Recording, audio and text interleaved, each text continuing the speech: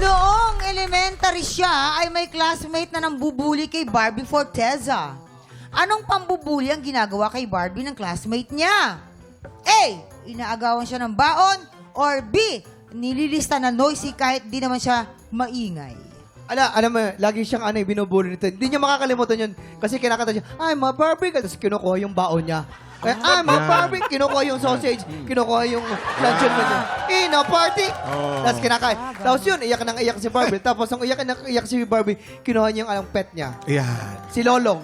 Yun, yun. Oo. Kinain yung, wala na. At Namatay. alam mo ba kung anong baon niya araw-araw? Ano baon niya, Kuya Kim? Barbecue. Barbecue! Di ba nakakatawa? Alam mo, saan pa siya pumupunta palagi? Saan siya kumupunta? Sa Barbie. Yeah. Barbie! Barbie. Ang husay! Kontrahin nyo na nga kayo na kayo. Kasi kilala ko si Barbie. Masyado siyang magalawgaw.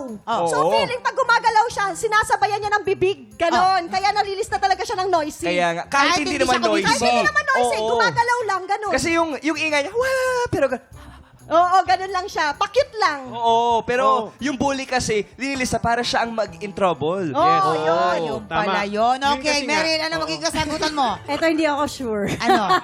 Feeling ko, yung kay Kuya Kim, yung Siyempre. sa pagkain. Inaagawan ng Barbie, food. oo. Nagagawa ng Yung hulingan. food. Nagagawa Okay, siya ng tignan lechon. natin. Inaagawan daw ng baon, kabog or sabog. Ian! 5, 4, 3, 2, 1.